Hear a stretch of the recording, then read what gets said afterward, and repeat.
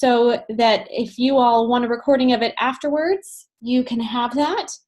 And in case you just joined us, we are going to just run through a few slides really quickly so that, let's see, reporting functions, but we're going to run through a few slides that have to do with questions that I've received via email, and that shouldn't take very long, and then we can go in and address specific questions from anybody who is participating. So I will go ahead and get started. Thank you so much for coming. I hope that you have been able to log into the tools and explore a little bit, but want to deal with any specific questions that you've come across. So just to kind of kick off, here's the step-by-step to log into the tools, the site address, and then you'll use your login credentials that either Lisa or Morgan shared with you. And then the tools that we're going to be discussing today, I expect, are the program costing tools. You all might have had some interaction with the program inventory tools. So if we have questions about that, great. My slides are going to address the program costing tools. So in looking at online allocation, the default method for online allocation is to allocate by cost type in your user group. Currently, user groups mirror the department. And just a reminder, we want to allocate personnel first. After you go into either personnel or non-personnel, you can hover over to view either the number of FTE or the number of costs associated with that bar. You can click to see the individual positions, or you can shift-click to allocate to those positions in one allocation box. If you do click into the individual positions, from there you can shift-click and it will pull up the allocation box for that individual position. So from the position name, you can shift-click and get all of the position numbers associated with that position name. Or you can just click into that position name and then you can allocate by individual position number. So the benefit of online allocation is that it's very, very easy to allocate a group of positions, and you can use shift-click at any level to pull up that allocation box. So that's kind of the standard bread and butter of online allocation right there.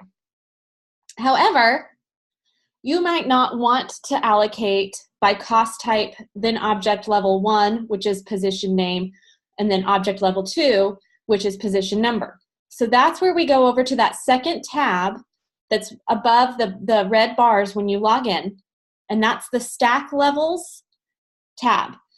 And you can organize the data by any hierarchy that you choose. So for this example, I'm going to go in and we're going to have cost type as our top level, and then go into division, then org, then object level 1, then object level 2. So you'll see by doing this, I'm clicking into personnel first, then you can, and I am in the DCHS user group currently. So you can see there are 5 divisions. Then you can click in, I clicked into Center for Administration, and you can see the orgs that fall under that division. And then you can click in and see the position names that fall under that org. Again, shift-click at any level. So I shift-clicked at the division level, at the org level, and then at that position name level. So you can allocate from any one of those levels. So use the stack levels to organize your data for allocation.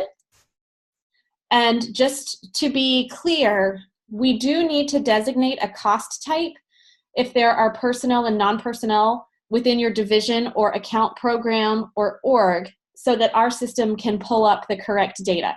So at some point in there, you'll need to have cost type as a selection so that we can differentiate between the personnel costs and the non-personnel costs. Another option for allocations is to reassign the user group. So currently, I mentioned this before, but user groups are synonymous with department at this time. However, we can break that down into more manageable chunks. So for larger departments or user groups, we can assign the user groups at the division level, at the account program level, which is your program, or at the org level, or if there's another differentiation that you want to use. So again, I'm in the Community and Human Services user group, and all the costs that are associated with that user group or with that department are in this one user group.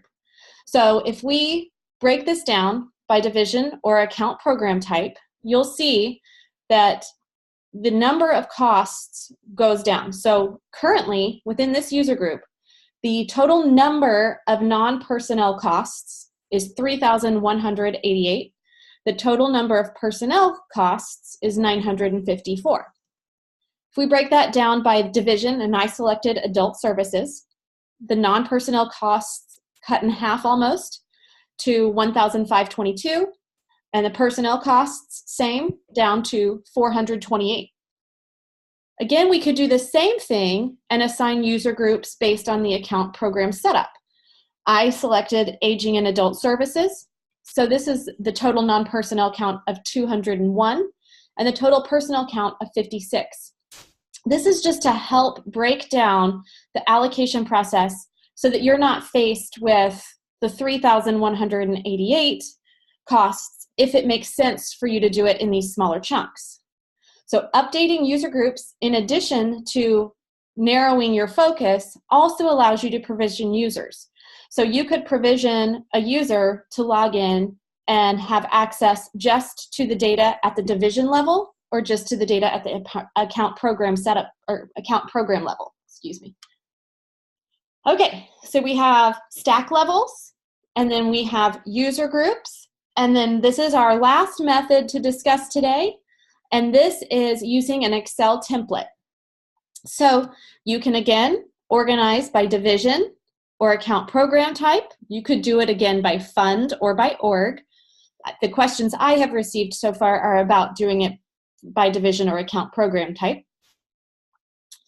So what you'll want to do is click into that division box or that account program box and delete the divisions that you do not want on the template.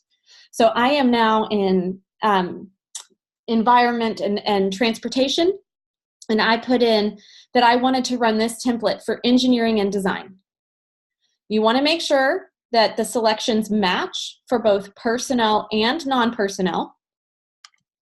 And then you want to check your personnel and cost totals. So you'll see in the parentheses, and I apologize that it's so small, but you'll see positions with a number 8 in parentheses, and you'll see costs with a number 23 in parentheses. One thing to consider is that there is a limitation in our system for incredibly large numbers. So if you were trying to run a cost template based on those numbers that I gave you for human services, we would not be able to run a template for you with 3,188 costs. You would need to break it down. And there were some divisions within that user group that were too large to even run at division level. So then you would need to start looking at the account program level to see if that would bring it down into a more manageable number. I believe that we have the capability to run it at 1,000 costs, but it takes a long time to get it to download, and it's a really cumbersome template at that point. So that's just something to think about.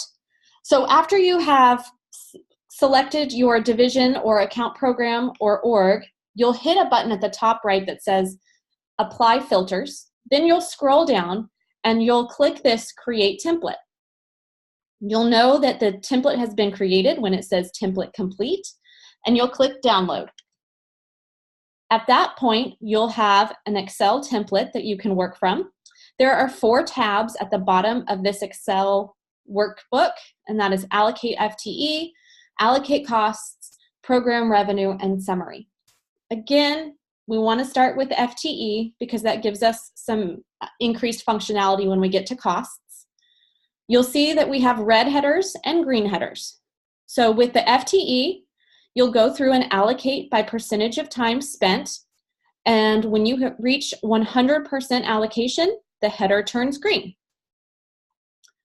Once you have completed your FTE tab, you'll move over to your costs tab. You'll see that the FTE column is now populated with a percentage of FTE. So our best practice is to allocate directly first. And a reminder, when you allocate your costs, you do that by dollar amount. When you allocate your FTE, you do it by percentage of time spent. So allocate directly first. Then you can choose from this drop down to allocate direct or by FTE. So you can select to allocate by FTE, and it will allocate based on that percentage of FTE in the FTE column. Just a reminder, if you're using this Excel template, you can allocate either by FTE or directly. You cannot do a combination of the two from this template. So from my perspective as somebody who has gone through this process with using all of the different methods, the online allocator is I would say exponentially easier. So if you can get to the data organization that you want by using either user groups or stack levels, I would highly recommend that you do that for several reasons. One, you can have grouped positions and grouped costs and allocate them from one box. You cannot do that through this template download. And you can allocate with a combination of methods, whether it's by FTE or evenly across all of your services. So that would be my recommendation. However, I did want you to have all of the options for you to review. So now I can take questions on any of the slides I've shown, but I just wanted to take those few minutes to go through some of the common questions I had heard. And now I want to open it up to any questions that you all have specifically.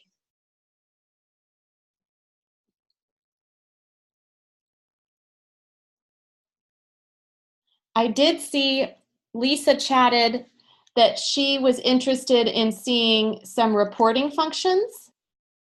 And so I want to make sure that I am understanding that specifically from the costing perspective. So is that you might want to see progress made based on the cost allocations you've done?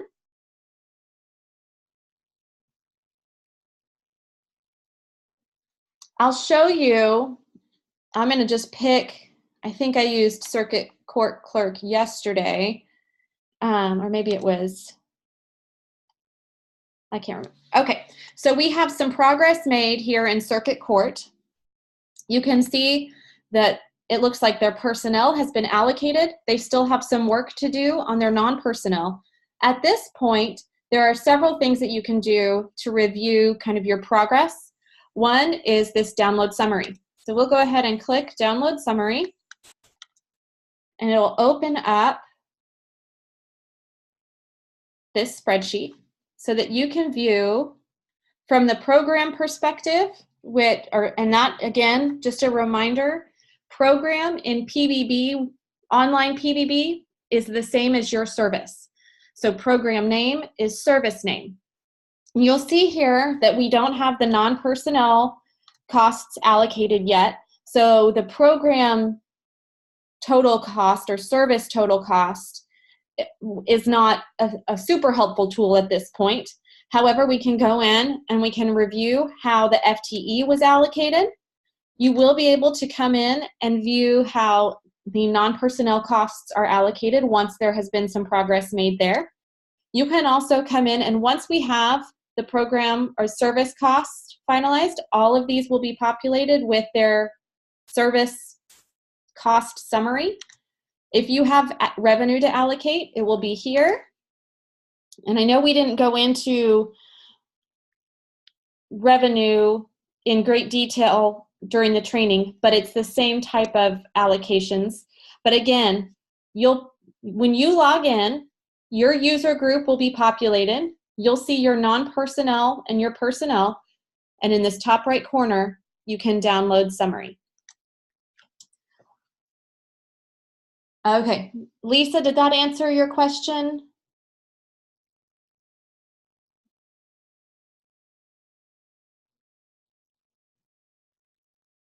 Oh, we're getting a question via chat. And you all should all be able to view the chat. So if you see the under the more, or actually since I'm sharing my screen, it's there. Yours should just be from the bar at the top, but there is a chat functionality that you can click on. If you can't see it, go ahead and click on it and it'll pop up a chat box.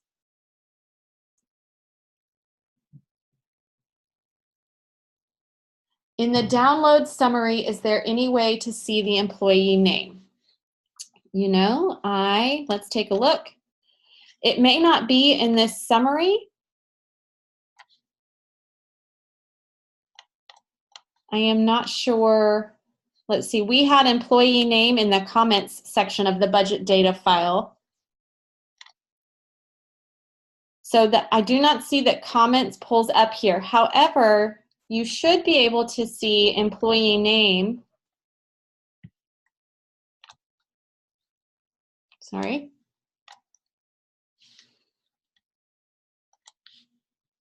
Oh, this spreadsheet really wants to be up front. So if you go in to a position, well, I thought that the employee name would pop up here. Steve, could you jump on and let me know how we could access the employee name if we're looking at a report for division chiefs?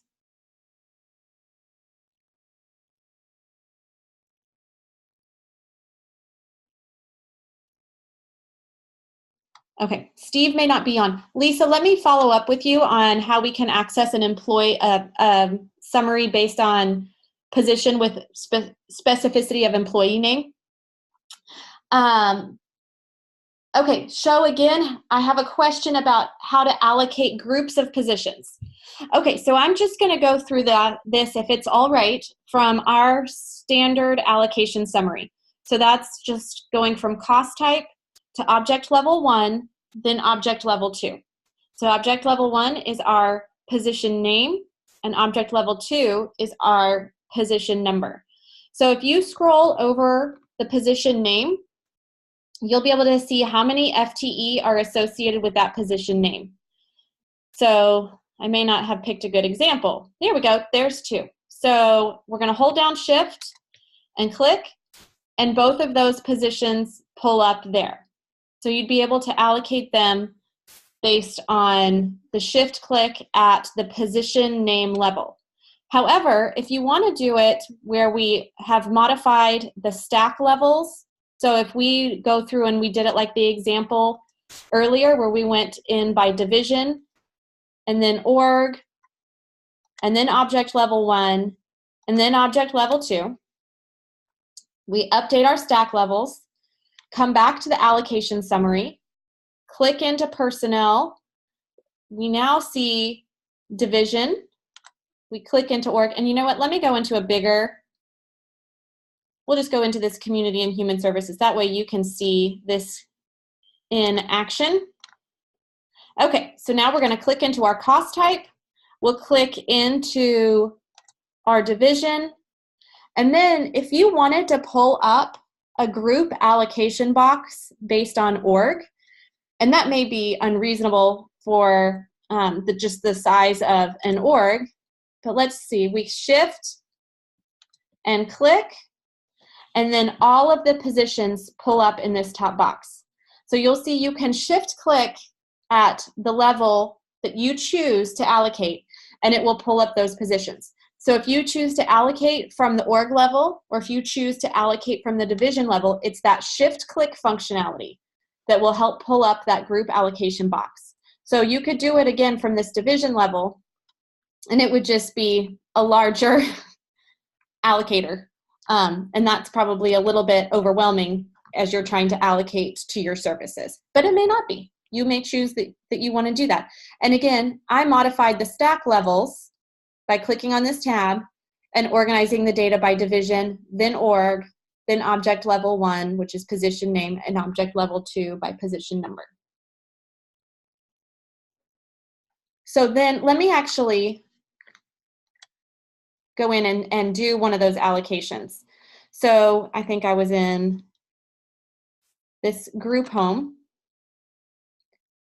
So you'll see we have a residential counselor position name with 3 positions, service associates. We have, let's see, 7 residential counselors, 1 senior residential counselor, service associates, 2 position names with that.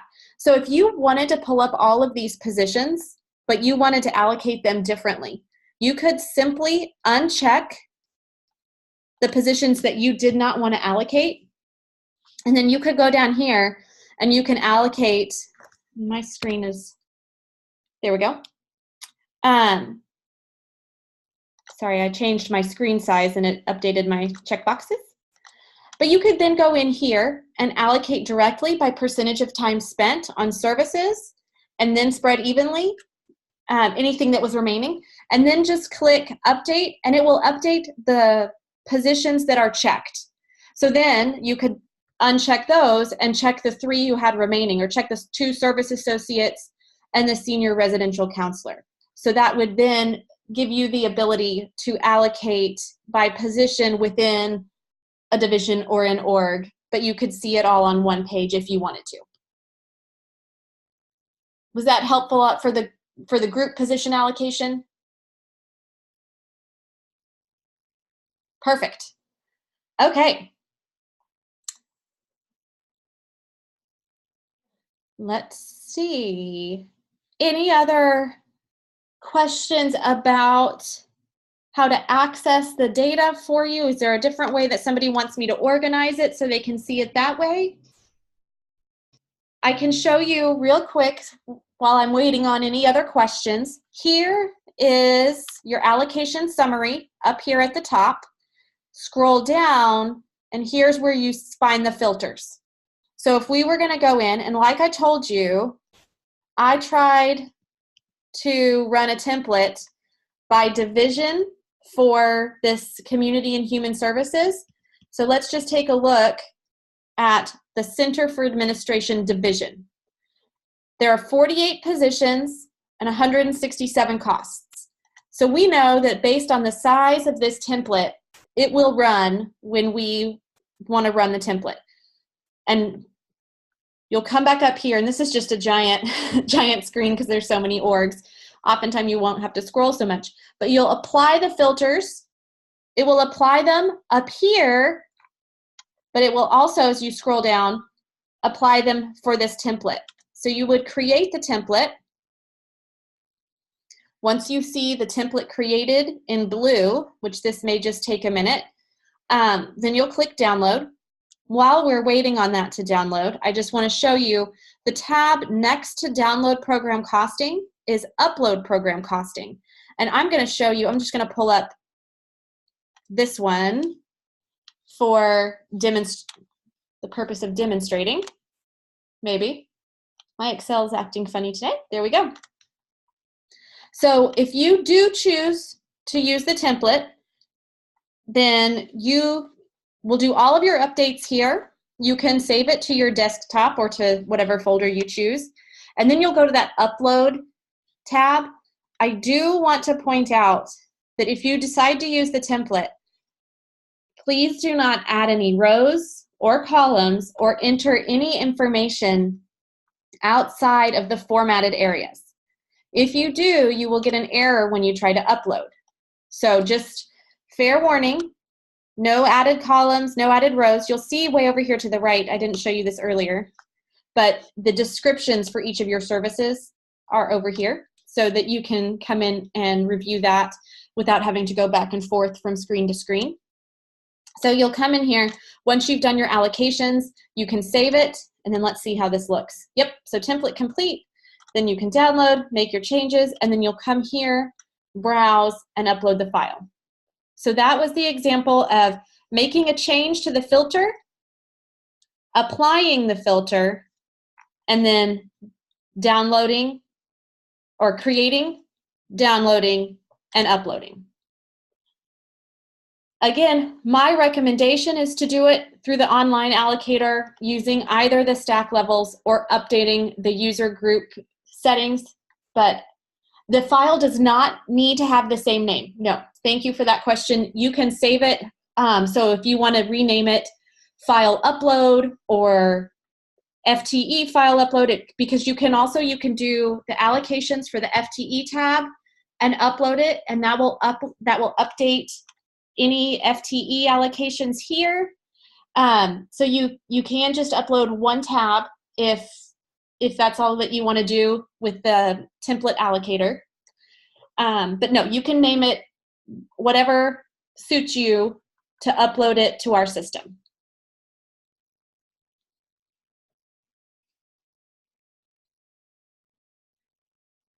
What other questions?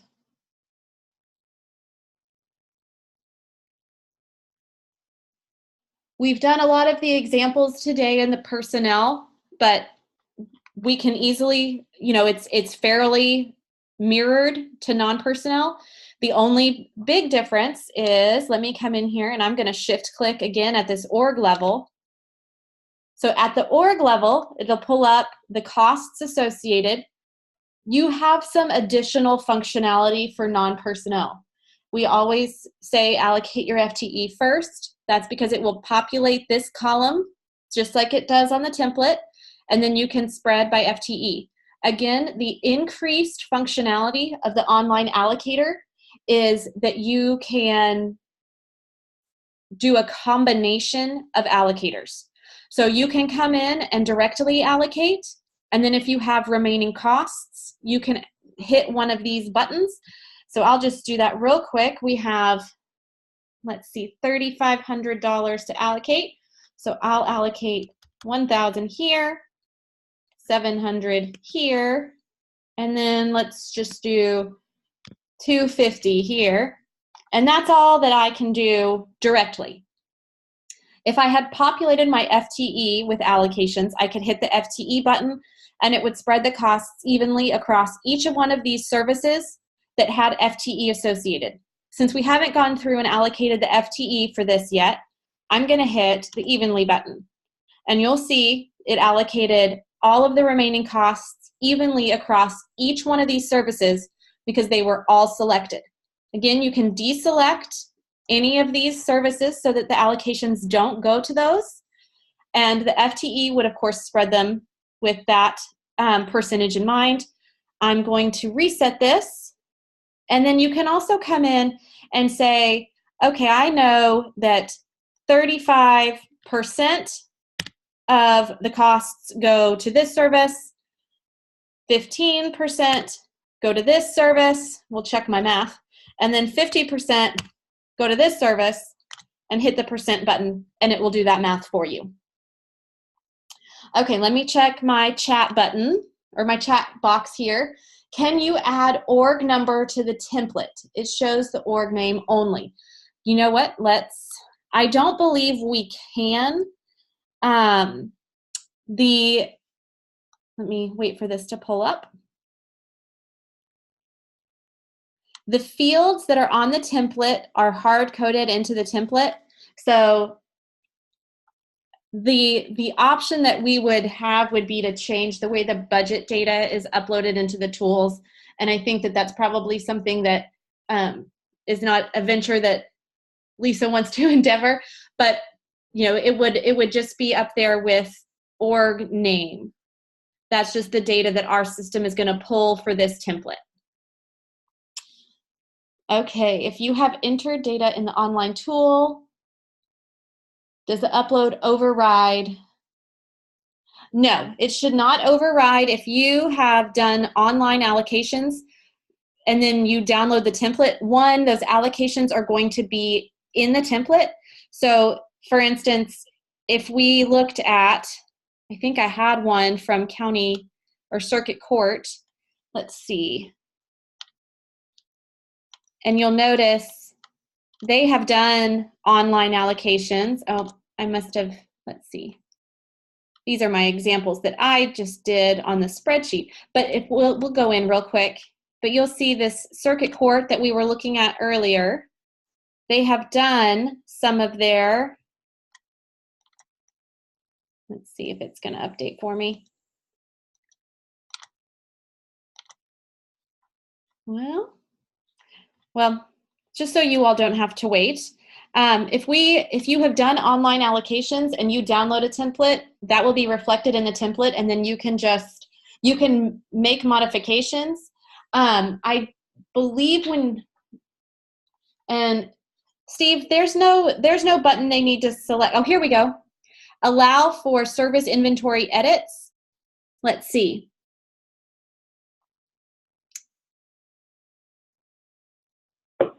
So I would be hesitant to use both methods, but the template, like if you were to download a blank template right when you start online allocating, and then so you got a few things allocated online, you still have that blank template, you allocate a few things on that template and upload it. If you left a bunch of blanks on that template where you'd previously allocated, the template's going to overwrite that. Okay, I apologize. That was misinformation from me. Thank you, Steve. Yeah, I would be careful about doing that. But I mean, I think your method would be accurate if you were to do all of your online allocation first and then do the template, or vice versa. I think you would be fine. I just don't think you want to go back and forth and mix. That would be my recommendation. Great. Thank you.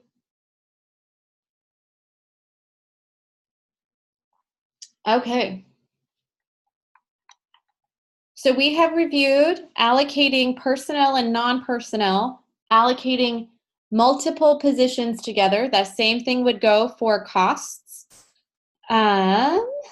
Let's see.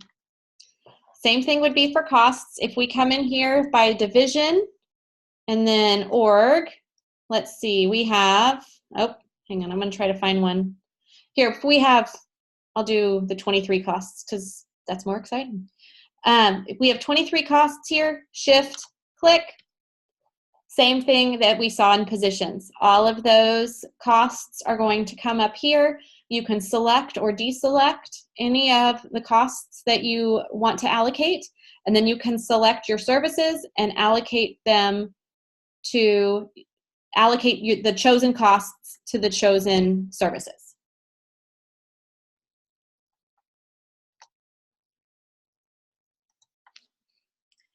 If you do want to make user group edits, that will be something that needs to go through your super users, Lisa or Morgan.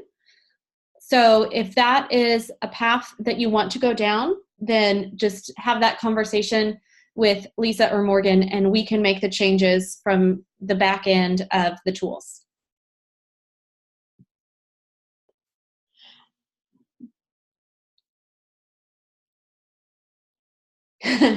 Please contact your budget analyst first is the recommendation from the City Hall group. So yes, make sure that you have it run by all the proper channels before you ask Lisa to make the change in our budget data. But it would not affect, it wouldn't affect costs, but it would affect the way you see them. So it could be that you would be looking for a cost that wouldn't be in your user group. So that just needs to be something that's thought through strategically. But I do think that these stack levels will provide you with the ability to narrow your focus. And I hope that you will play around with that, because I think that will be really, really helpful for you as you're trying to allocate from a smaller group of costs and FTE.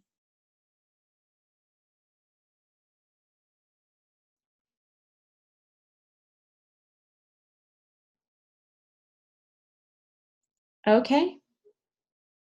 Well, I'm gonna stay online for a little bit longer.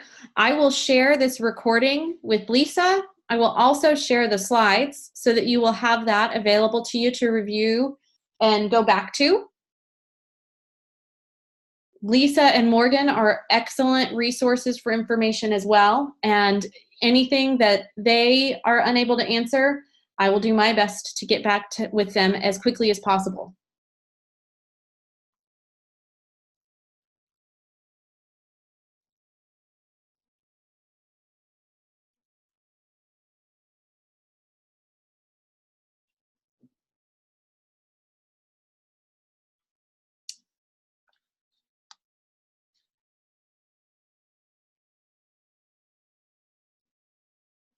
Lisa, is it all right with you if I pause the recording?